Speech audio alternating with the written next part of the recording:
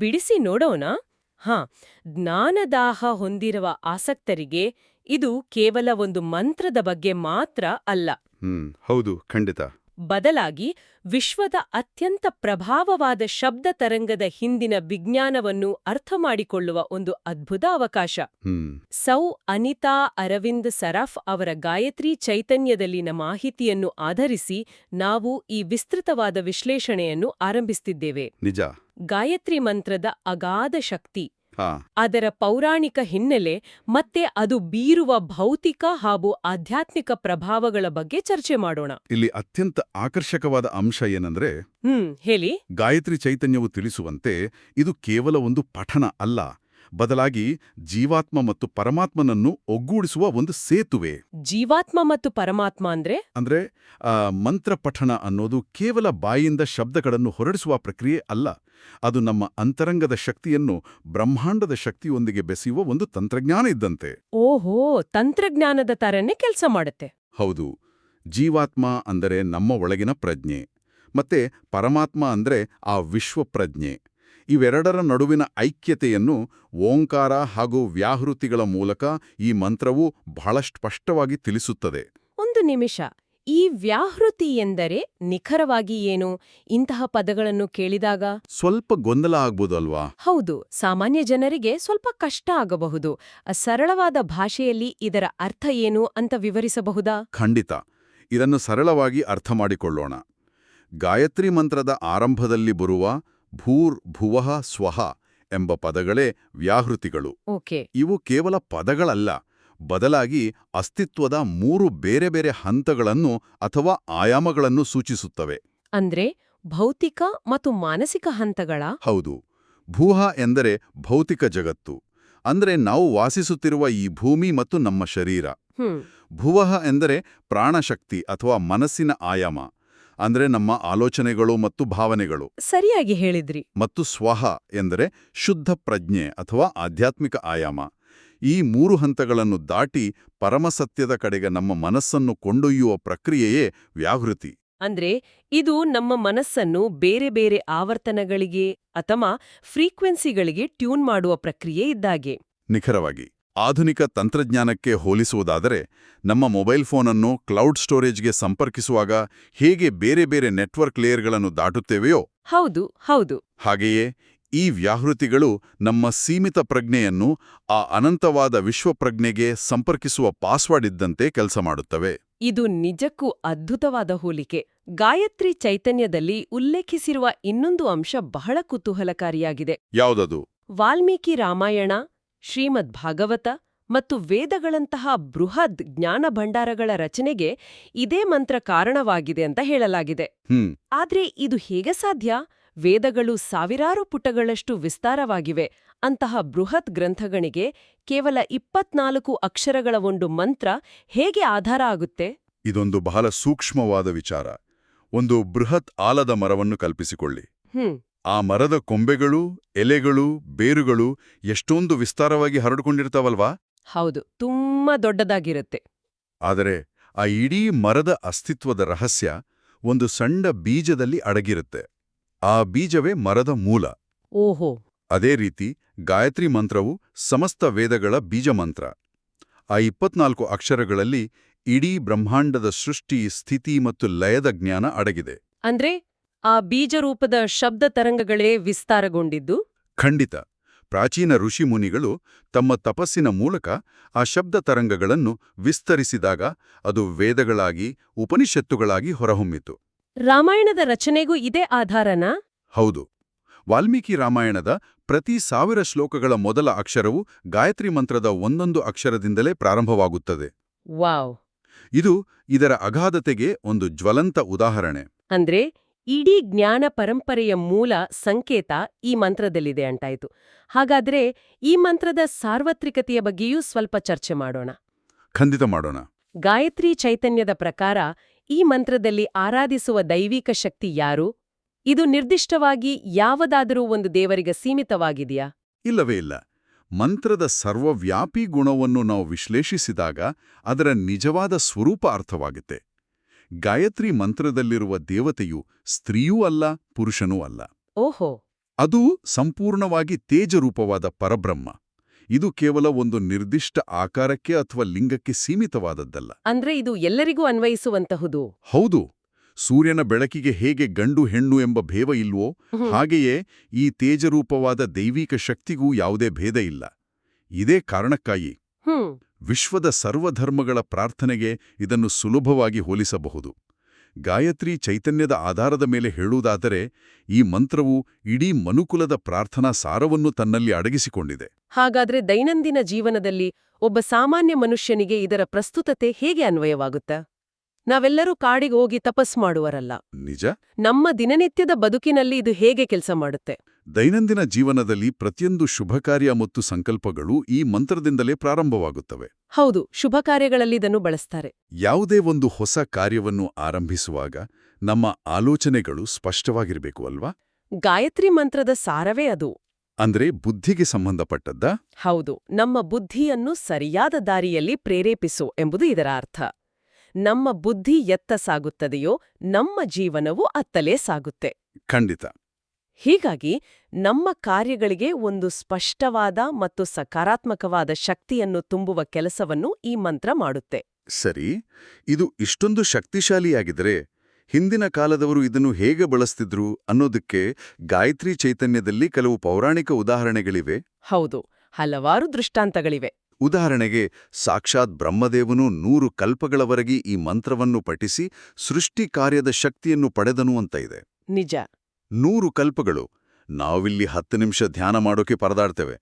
ಅಷ್ಟು ದೀರ್ಘಕಾಲದ ಏಕಾಗ್ರತೆಯ ಮೂಲಕ ಬ್ರಹ್ಮದೇವನು ಶಕ್ತಿ ಪಡೆದ. ಇನ್ನು ಹನುಮಂತನು ತನ್ನ ಗುರು ಸೂರ್ಯದೇವನಿಂದ ಇದೇ ಮಂತ್ರವನ್ನು ಗ್ರಹಿಸಿದ ಅನ್ನೋ ವಿಚಾರ ಕೂಡ ಇದೆ. ಮತ್ತು ಬಲದ ಹಿಂದೆ ಈ ಮಂತ್ರದ ಪ್ರಭಾವವಿದೆ ಎಂಬುದು ಬಹಳ ಜನರಿಗೆ ತಿಳಿದಿಲ್ಲದ ಸಂಗತಿ. ಶಕ್ತಿ ಎಂದರೆ ಕೇವಲ ದೈಹಿಕ ಬಲ ಮಾತ್ರ ಅಲ್ಲ, ಮಾನಸಿಕ ಬಲ ಕೂಡ ಹೌದಲ್ವಾ? ಖಂಡಿತ. ಮಾನಸಿಕ ಸ್ಥಿರತೆ ಮತ್ತು ಬೌದ್ಧಿಕ ಸೂಕ್ಷ್ಮತೆಯೂ ಹೌದು. ಮಂತ್ರದ ಪ್ರಭಾವವು ಇವೆಲ್ಲವನ್ನು ಒಟ್ಟಿಗೆ ಜಾಗೃತಗೊಳಿಸುತ್ತದೆ. ಅದರ ಜೊತೆಗೆ ಅಗಸ್ತ್ಯ ಮುನಿಗಳ ಉದಾಹರಣೆ ಕೂಡ ಇದೆ. ಅವರು ಸಮುದ್ರದ ನೀರನ್ನೇ ಕುಡಿದ್ರಲ್ಲ, ಆ ಕಥೆಯ? ಹೌದು, ಅಗಸ್ತ್ಯ ಮುನಿಗಳು ಮಂತ್ರದ ಸಾಧನೆಯಿಂದ ಬೃಹತ್ ಸಮುದ್ರದ ನೀರನ್ನೇ ಆಪೋಷಣ ಮಾಡಿದರು ಎಂಬ ವಿಚಾರ ಈ ಮಂತ್ರದಿಂದ ಒಲಿಯಿರುವ ಬೌದ್ಧಿಕ ಶಕ್ತಿಯ ಅಗಾಧತೆಯನ್ನು ತೋರಿಸುತ್ತೆ. ಆದ್ರೆ ಇಲ್ಲಿಯೇ ವಿಷಯ ನಿಜಕ್ಕೂ ಕುತೂಹಲಕಾರಿಯಾಗುವುದು. ಹೇಗೆ? ನನಗೊಂದು ದೊಡ್ಡ ಪ್ರಶ್ನೆ ಕಾಡ್ತಾ ಇದೆ. ಶಕ್ತಿ ಕೇವಲ ಒಳ್ಳೆಯ ಉದ್ದೇಶ ಹೊಂದಿರುವವರಿಗೆ ಅಥವಾ ಸಾತ್ವಿಕರಿಗೆ ಮಾತ್ರ ಸಿಗ್ಬೇಕಲ್ವೇ? ಹೌದು.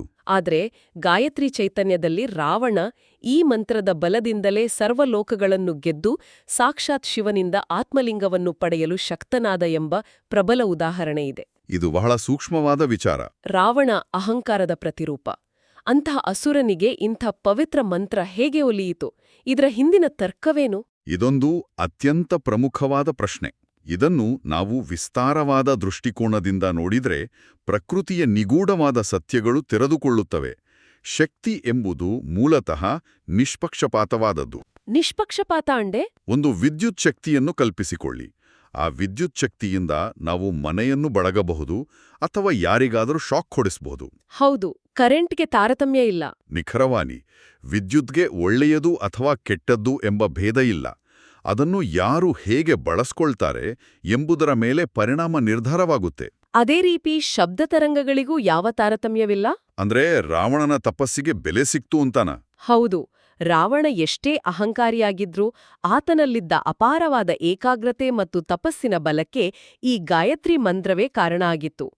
ರಾವಣ ಈ ಮಂತ್ರವನ್ನು ಜಪಿಸಿ ಅಂತಹ ಅಸಾಧಾರಣ ಶಕ್ತಿಯನ್ನು ಪಡೆದಿದ್ದ. ಆಶ್ಚರ್ಯ ಆಗುತ್ತೆ. ಆದರೆ ಇಲ್ಲಿಯೇ ಗಾಯತ್ರಿ ಚೈತನ್ಯವು ಒಂದು ಅತ್ಯಂತ ರೋಚಕ ಮಾಹಿತಿಯನ್ನು ನಮ್ಮ ಮುಂದಿಡುತ್ತೆ. ಆ ರೋಚಕ ಮಾಹಿತಿ ಏನು? ರಾವಣನ ಶಕ್ತಿಯನ್ನು ಎದುರಿಸಲು ಅದೇ ಮಂತ್ರವನ್ನು ಹೇಗೆ ಬಳಸಲಾಯಿತು?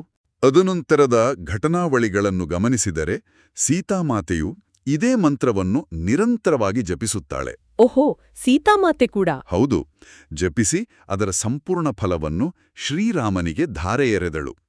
ಆಕೆಯ ಆ ನಿಸ್ವಾರ್ಥ ತಪಸ್ಸಿನ ಫಲವೇ ರಾವಣನ ವಿರುದ್ಧದ ಯುದ್ಧದಲ್ಲಿ ರಾಮನಿಗೆ ವಿಜಯ ಒಲಿಯುವಂತೆ ಮಾಡಿತು. ಇಂಥ ಅದ್ಭುತವಾದ ವಿಷಯ. ಒಂದೇ ಮಂತ್ರ. ಹೌದು, ಒಂದೇ ಮಂತ್ರ.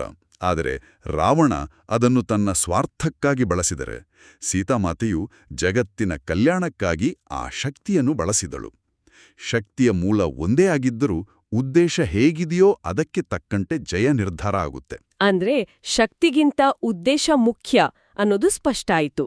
ಈಗ ದೈಹಿಕ ಮತ್ತು ಮಾನಸಿಕ ಮಟ್ಟದಲ್ಲಿ ಈ ಮಂತ್ರ ಹೇಗೆ ಕೆಲಸ ಮಾಡುತ್ತದೆ ಎಂಬ ವಿಜ್ಞಾನದ ಕಡೆಗೆ ಬರೋಣ. ಖಂಡಿತ.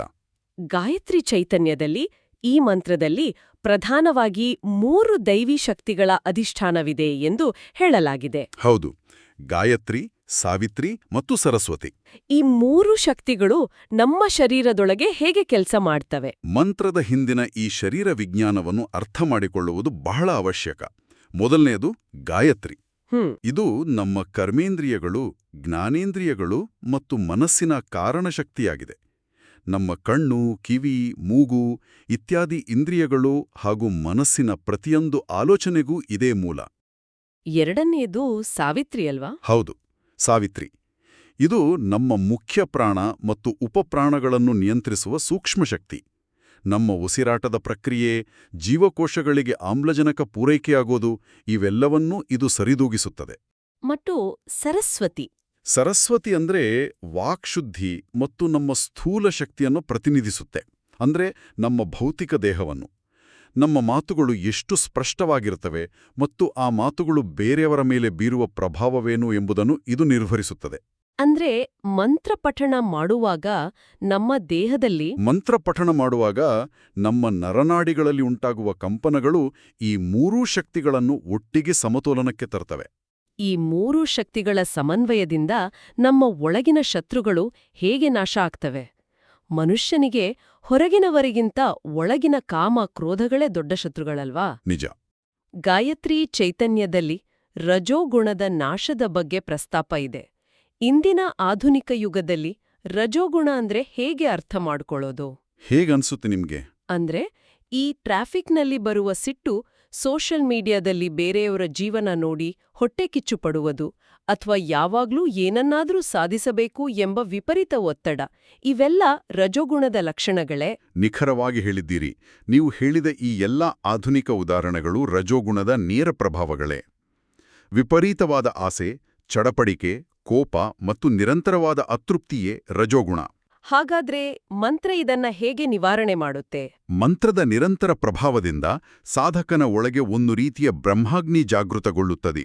ಬ್ರಹ್ಮಾಗ್ನಿ ಅಂದ್ರೆ ಒಳಗಿನ ಬೆಂಕಿ? ಹೌದು. ಬೆಂಕಿಯಲ್ಲಿ ಯಾವುದೇ ಕಸವನ್ನು ಹಾಕಿದರೆ ಅದು ಹೇಗೆ ಸುಟ್ಟು ಭಸ್ಮ ಆಗುತ್ತದೆಯೋ ಹಾಗೆಯೇ ಮಂತ್ರದ ಶಬ್ದ ತರಂಗಗಳು ಸೃಷ್ಟಿಸುವ ಈ ಆಂತರಿಕ ಅಗ್ನಿಯು ನಮ್ಮೊಳಗಿನ ರಜೋಗುಣವನ್ನು ನಾಶ ಮಾಡುತ್ತೆ. ಆ ಕಾಮ, ಕ್ರೋಧ, ಲೋಭ, ಮೋಹ, ಮದ, ಮಾತ್ಸರ್ಯಗಳನ್ನು ಸುಟ್ಟು ಹಾಕುತ್ತೆ. ಖಂಡಿತ. ಈ ಅರಿಷಡ್ವರ್ಗಗಳನ್ನು ಸಂಪೂರ್ಣವಾಗಿ ಭಸ್ಮ ಮಾಡ್ತದೆ. ಇವುಗಳು ನಾಶವಾದಾಗ ಮನುಷ್ಯನೊಳಗಿನ ಅಜ್ಞಾನ ಕರಗಿ ಆತನ ಬುದ್ಧಿ ಅತ್ಯಂತ ಸ್ವಚ್ಛವಾಗಿ ಕೆಲಸ ಮಾಡಲು ಪ್ರಾರಂಭಿಸುತ್ತೆ. ಆಗ ಆತ ನಿಧಾನವಾಗಿ ದೈವತ್ವದ ಕಡೆಗೆ ಹೆಜ್ಜೆ ಹಾಕ್ತಾನೆ. ಇದನ್ನ ಕೇಳಿದ್ರೆ ನಿಜಕ್ಕೂ ಆಶ್ಚರ್ಯ ಆಗುತ್ತೆ. ಮಂತ್ರ ಕೇವಲ ಭಕ್ತಿಯ ಸಾಧನ ಅಲ್ಲ, ಅದು ಮಾನಸಿಕ ಆರೋಗ್ಯದ ಒಂದು ಅತ್ಯುತ್ತಮ ಥೆರಪಿದಂತೆ ಕೆಲಸ ಮಾಡ್ತದೆ. ಹೌದು, ಅದದು ಥೆರಪಿನೇ.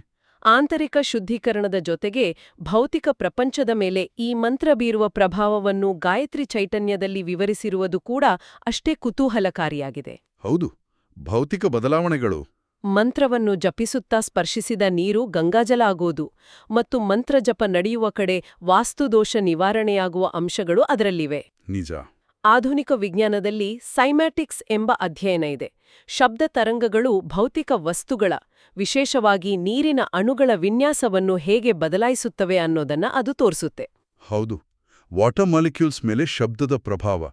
ನಮ್ಮ ದೇಹವು 70% ನೀರಿನಿಂದಲೇ ಕೂಡಿದೆ.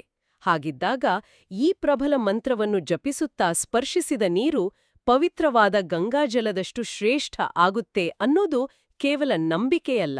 ಖಂಡಿತ. ಅದರ ಹಿಂದೆ ಭೌತಿಕ ಜಗತ್ತಿನ ಮೇಲೆ ಶಬ್ದದ ಹಿಡಿತದ ದೊಡ್ಡ ವಿಜ್ಞಾನವೇ ಅಡಗಿದೆ ಅಂತಾಯ್ತು. ಹೌದು, ಈ ದೃಷ್ಟಿಕೋನ ಅತ್ಯಂತ ತಾರ್ಕಿಕವಾಗಿದೆ. ಭೌತಿಕ ಪ್ರಪಂಚದ ಮೇಲೆ ಈ ಮಂತ್ರದ ಪ್ರಭಾವವನ್ನು ನಾವು ಅಲ್ಲಗಳೆಯುವಂತಿಲ್ಲ. ನೀರಿನ ಅಣುಗಳು ಪ್ರತಿಯೊಂದು ಶಬ್ದಕ್ಕೂ ಸ್ಪಂದಿಸುತ್ತವೆ ಎಂಬುದು ಇಂದು ವೈಜ್ಞಾನಿಕವಾಗಿಯೂ ಸಾಬೀತಾಗ್ತಾ ಇದೆ. ಮಂತ್ರದ ವಿಶಿಷ್ಟ ಸ್ವರಗಳು ನಾದಬ್ರಹ್ಮವಾದ ಶಬ್ದಬ್ರಹ್ಮದ ರಹಸ್ಯಮಯ ಆಳದಿಂದ ಬಂದಿರುತ್ತವೆ. ಈ ಶಬ್ದಗಳ ಸ್ವರೂಪವು ನಮ್ಮ ಸುತ್ತಲಿನ ಗಾಳಿ ಮತ್ತು ನೀರಿನ ಮೂಲಕ ಸಂಚರಿಸಿ ಭೌತಿಕ ಪರಿಸರದ ಮೇಲೆ ಪರಿಣಾಮ ಬೀರುತ್ತದೆ. ವಾಸ್ತುದೋಷದ ವಿಚಾರವು ಹೀಗೇನಾ? ಹೌದು. ಜಪ ನಡೆಯುವ ವಾತಾವರಣದಲ್ಲಿ ವಾಸ್ತುದೋಷಗಳು ನಿವಾರಣೆಯಾಗುತ್ತವೆ. ಅಂದರೆ ಆ ಜಾಗದಲ್ಲಿರುವ ನಕಾರಾತ್ಮಕ ಶಕ್ತಿಯ ತರಂಗಗಳು ತೊಲಗಿ ಸಂಪೂರ್ಣವಾಗಿ ಸಕಾರಾತ್ಮಕವಾದ ಪ್ರಶಾಂತವಾದ ತರಂಗಗಳು ಆವರಿಸಿಕೊಳ್ಳುತ್ತವೆ ಎಂದರ್ಥ. ಓಹೋ. ಇದು ಕೇವಲ ಮಾನಸಿಕ ಶಾಂತಿಯನ್ನಷ್ಟೇ ಅಲ್ಲ, ಆ ಸ್ಥಳದ ಸಂಪೂರ್ಣ ವೈಬನ್ನೇ ಬದಲಾಯಿಸಿಬಿಡುತ್ತೆ. ಒಟ್ಟಾರೆಯಾಗಿ ಸಾರಾಂಶವನ್ನು ನೋಡೋದಾದ್ರೆ ಸೌ ಅನಿತಾ ಅರವಿಂದ ಸರಾಫ್ ಅವರ ಗಾಯತ್ರಿ ಚೈತನ್ಯದಲ್ಲಿ ಬಹಳ ಸ್ಪಷ್ಟವಾಗಿ ಉಲ್ಲೇಖಿಸಿರುವಂತೆ ಇದು ಕೇವಲ ಅಕ್ಷರಗಳ ಗುಂಪಲ್ಲ, ಖಂಡಿತ ಅಲ್ಲ. ಬದಲಾಗಿ ಜಗತ್ತಿನ ಕಲ್ಯಾಣಕ್ಕಾಗಿರುವ ಅದ್ಭುತ ಶಕ್ತಿಮೂಲ. ವೇದಕಾಲದಿಂದ ಹಿಡಿದು ಇಂದಿನ ಒತ್ತಡಭರಿತ ಆಧುನಿಕ ಕಾಲದವರೆಗೂ ಈ ಮಂತ್ರದ ಪ್ರಸ್ತುತತೆ ಕಿಂಚಿತ್ತೂ ಕಡಿಮೆಯಾಗಿಲ್ಲ. ನಿಜ, ಕಡಿಮೆ ಆಗಿಲ್ಲ. ಇದೊಂದು ದೈವಿಕ ಬೆಳಕಿನ ನಾದ. ಅಜ್ಞಾನಿಗಳನ್ನು ಜ್ಞಾನಿಗಳನ್ನಾಗಿ, ಸಾಧಾರಣ ಮನುಷ್ಯರನ್ನು ಅಸಾಧಾರಣ ಸಾಧಕರನ್ನಾಗಿ ಮಾಡುವ ಶಕ್ತಿಯನ್ನು ಹೊಂದಿದೆ ಎಂಬುದನ್ನು ನಾವು ಈ ಆಳವಾದ ಚರ್ಚೆಯ ಮೂಲಕ ಅರ್ಥಮಾಡಿಕೊಳ್ಳಬಹುದು. ಹೌದು. ಇಲ್ಲಿ ನಾವು ಗಮನಿಸಬೇಕಾದ ಮತ್ತೊಂದು ಅತಿ ಮುಖ್ಯವಾದ ವಿಚಾರ ಇದೆ. ವೈಯಕ್ತಿಕ ಮಟ್ಟದಲ್ಲಿ ಇಷ್ಟೊಂದು ಅದ್ಭುತಗಳನ್ನು ಸಾಧಿಸಬಲ್ಲ ಈ ಮಂತ್ರದ ಶಕ್ತಿಯನ್ನು ಸಾಮೂಹಿಕವಾಗಿ ಬಳಸಿದರೆ ಏನಾಗಬಹುದು? ಸಾಮೂಹಿಕವಾಗಿ ಅಂದ್ರೆ ಎಲ್ರೂ ಸೇರಿ ಜಪಿಸಿದ್ರೆ? ಹೌದು. ಗಾಯತ್ರಿ ಚೈತನ್ಯದಲ್ಲಿ ಉಲ್ಲೇಖಿಸಿರುವ ಒಂದು ಅಂಶ ನಮ್ಮೆಲ್ಲರನ್ನೂ ಆಳವಾದ ಚಿಂತನೆಗೆ ದೂಡುತ್ತದೆ. ಈ ಭೂಮಿಯ ಕೇವಲ 10% ಜನರು 10%? ಹೌದು, ಕೇವಲ 10% ಜನರು ನಿರಂತರವಾಗಿ ಈ ಮಂತ್ರವನ್ನು ಜಪಿಸಿದರೆ ಜಗತ್ತಿನ ಸಕಲ ತಾಪತ್ರಯಗಳು ತಾವಾಗಿಯೇ ಪರಿಹಾರ ಆಗ್ತವೆ ಅಂತ ಅದರಲ್ಲಿ ಹೇಳಲಾಗಿದೆ. ವಾವ್! ಇದು ನಂಬೋಕ್ಕೂ ಅಸಾಧ್ಯ ಅನ್ನೋ ಹಾಗೇ ಇದೆ. ಕೇವಲ 10% ಜನರ ಸಕಾರಾತ್ಮಕ ಶಬ್ದ ತರಂಗಗಳು ಇಡೀ ಭೂಮಿಯ ವಾತಾವರಣವನ್ನು ಶುದ್ಧೀಕರಿಸಬಲ್ಲವು ಎಂಬುದು ಆಲೋಚಿಸಲು ಅತ್ಯಂತ ವಿಸ್ಮಯಕಾರಿಯಾದ ವಿಚಾರ. ಇದೊಂದು ಅದ್ಭುತವಾದ ಕಲ್ಪನೆ. ಗಾಯತ್ರಿ ಚೈತನ್ಯದಲ್ಲಿ ಹೇಳಿರುವ ಈ 10% ಜನರ ಕಲ್ಪನೆಯನ್ನು ನಾವು ಭವಿಷ್ಯದ ದೃಷ್ಟಿಯಿಂದ ನೋಡಿದರೆ ಇದು ನಮ್ಮೆಲ್ಲರನ್ನೂ ಒಂದು ಹೊಸ ದಿಕ್ಕಿನಲ್ಲಿ ಆಲೋಚಿಸುವಂತೆ ಮಾಡುತ್ತೆ. ಹೌದು. ಶಬ್ದ ತರಂಗಗಳು ನೀರಿನ ಅಣುಗಳನ್ನು ಬದಲಾಯಿಸಬಲ್ಲವು, ನಮ್ಮ ನರನಾಡಿಗಳನ್ನು ಸಮತೋಲನಕ್ಕೆ ತರಬಲ್ಲವು ಮತ್ತು ನಮ್ಮ ಮಾನಸಿಕ ಒತ್ತಡವನ್ನು ಸಂಪೂರ್ಣವಾಗಿ ಸುಡಬಲ್ಲವು ಅಂದಾದ್ಮೇಲೆ ಭವಿಷ್ಯದ ವಿಜ್ಞಾನ ಬದಲಾಗಬಹುದು. ಖಂಡಿತ. ಭವಿಷ್ಯದ ವೈದ್ಯಕೀಯ ವಿಜ್ಞಾನ ಕೇವಲ ರಾಸಾಯನಿಕ ಮಾತ್ರೆಗಳ ಮೇಲೆ ಅವಲಂಬಿತವಾಗಿರುವುದಿಲ್ಲವೇನೋ. ಇಡೀ ಮಾನವ ಕುಲವು ಇಂತಹ ಒಂದೇ ಶಬ್ದ ತರಂಗದ ಅಡಿಯಲ್ಲಿ ಒಗ್ಗೂಡಿದರೆ ಮುಂದೊಂದು ದಿನ ವೈದ್ಯರು ರೋಗಗಳಿಗೆ ಔಷಧಿಗಳ ಬದಲಾಗಿ ಇಂತಹ ನಿರ್ದಿಷ್ಟ ಪ್ರಾಚೀನ ಶಬ್ದ ತರಂಗಗಳನ್ನೇ ಪ್ರಿಸ್ಕ್ರಿಪ್ಷನ್ ಆಗಿ ನೀಡುವ ಕಾಲ ಬರಬಹುದು. ಮನುಷ್ಯನ ಪ್ರಜ್ಞೆ ಮತ್ತು ಈ ಭೌತಿಕ ಜಗತ್ತು ಶಬ್ದದ ಮೂಲಕವೇ ತನ್ನ ಮುಂದಿನ ವಿಕಾಸವನ್ನು ಕಾಣಬಹುದೇ? ಈ ಅತ್ಯಂತ ಪ್ರಚೋದನಾತ್ಮಕ ಮತ್ತು ಆಳವಾದ ಚಿಂತನೆಯನ್ನು ಮನಸ್ಸಿನಲ್ಲಿಟ್ಟುಕೊಳ್ಳುತ್ತಾ ಈ ವಿಸ್ತೃತವಾದ ವಿಶ್ಲೇಷಣೆಯನ್ನು ಇಲ್ಲಿಗೆ ಮುಕ್ತಾಯಗೊಳಿಸೋಣ.